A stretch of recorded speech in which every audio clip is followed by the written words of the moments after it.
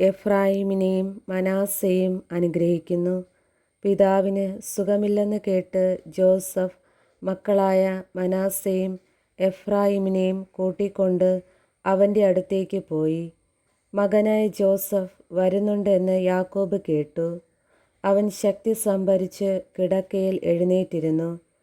യാക്കോബ് ജോസഫിനോട് പറഞ്ഞു, സർവശക്തനായ ദൈവം കാനാൻ ദേശത്തുള്ള ലൂസിൽ വെച്ച് എനിക്ക് പ്രത്യക്ഷപ്പെട്ട് എന്നെ അനുഗ്രഹിച്ചു. അവിടുന്ന് അരുളി ചെയ്തു, ഞാൻ നിന്നെ സന്താന സമൃദ്ധിയുള്ളവനാക്കി നിന്റെ സംഖ്യ വർദ്ധിപ്പിക്കും. നിന്നിൽ നിന്ന് ഞാൻ ജനതകളെ പുറപ്പെടുവിക്കും. നിനക്ക് ശേഷം ഈ നാട് നിന്റെ സന്തതികൾക്ക് ഞാൻ നിത്യാവകാശമായി നൽകും. ഞാൻ ഈജിപ്തിൽ നിന്റെ അടുത്ത് എത്തുന്നതിന് മുൻപ് ഈജിപ്തിൽ വച്ച് നിനക്കുണ്ടായ പുത്രന്മാരിരുവരും എഫ്രായിമിനും മനാസെയും എൻ്റേതാണ്.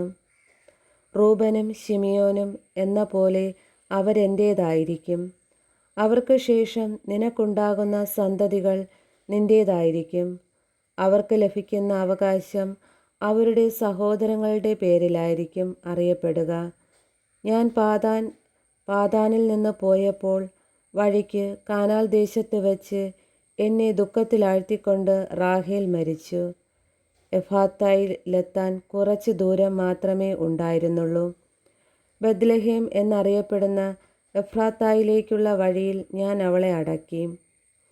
ജോസഫിൻ്റെ പുത്രന്മാരെ കണ്ടപ്പോൾ ഇസ്രായേൽ ഇവരാരാണെന്ന് ചോദിച്ചു. ജോസഫ് പറഞ്ഞു, ഇവർ എൻ്റെ മക്കളാണ്, ഇവിടെ വച്ച് ദൈവം എനിക്ക് തന്നവർ. അവൻ പറഞ്ഞു, അവരെ എൻ്റെ അടുക്കൽ കൊണ്ടുവരിക, ഞാൻ അവരെ അനുഗ്രഹിക്കട്ടെ.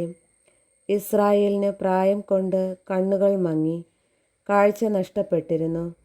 ജോസഫ് അവരെ അവൻ്റെ അടുത്ത് കൊണ്ടുചെന്നു. അവൻ അവരെ കെട്ടിപ്പിടിച്ച് ചുംബിച്ചു. ഇസ്രായേൽ ജോസഫിനോട് പറഞ്ഞു, നിന്റെ മുഖം കാണുമെന്ന് ഞാൻ വിചാരിച്ചിരുന്നില്ല. എന്നാൽ ഇതാ, നിന്റെ മക്കളെ കൂടി ഞാൻ കാണാൻ ദൈവം എന്നെ അനുവദിച്ചിരിക്കുന്നു. അപ്പോൾ ജോസഫ് കുട്ടികളെ അവൻ്റെ അടുത്ത് നിന്ന് മാറ്റിയിട്ട് നിലം പറ്റി കുനിഞ്ഞ് നമസ്കരിച്ചു.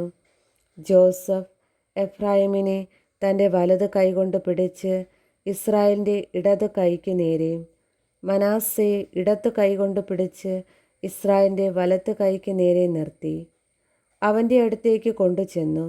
എന്നാൽ ഇസ്രായേൽ കൈകൾ പിണച്ച് വലം കൈ ഇളയവനായ എഫ്രായിമിനെയും തലയിലും ഇടം കൈ മനാസയുടെ തലയിലും ആണ് വെച്ചത്.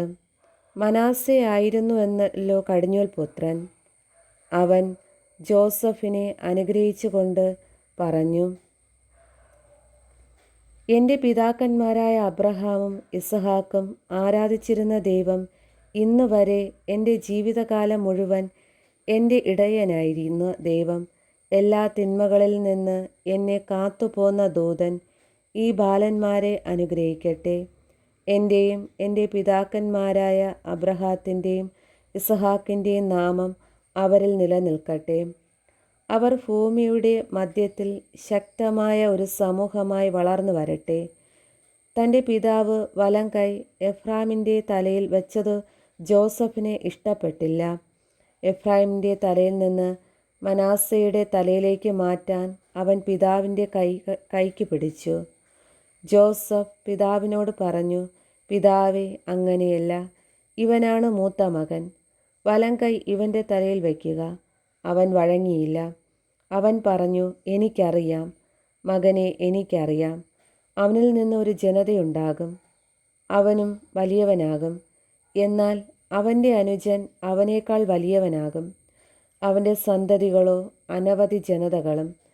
അവരെ അനുഗ്രഹിച്ചുകൊണ്ട് അവൻ പറഞ്ഞു, നിങ്ങളുടെ നാമം ഉച്ചരിച്ച് ദൈവം നിങ്ങളെ എഫ്രായിമിനെയും മനാസെയും പോലെ ആക്കട്ടെ എന്ന് പറഞ്ഞുകൊണ്ടായിരിക്കും ഇസ്രായേൽ അനുഗ്രഹങ്ങൾ ആശംസിക്കപ്പെടുക. അവൻ എഫ്രായിമിനെയും മനാസയ്ക്ക് മുൻപനാക്കി.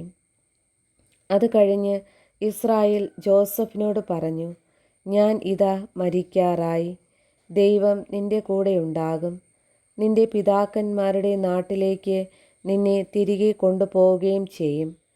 നിന്റെ സഹോദരന്മാർക്ക് നൽകിയ ഓഹരിയേക്കാൾ കൂടുതലായി വാളും വില്ലും കൊണ്ട് അമ്മോന്യരുടെ കയ്യിൽ നിന്ന് ഞാൻ പിടിച്ചടക്കിയ ഷെക്കേം നിനക്ക് തന്നിരിക്കുന്നു.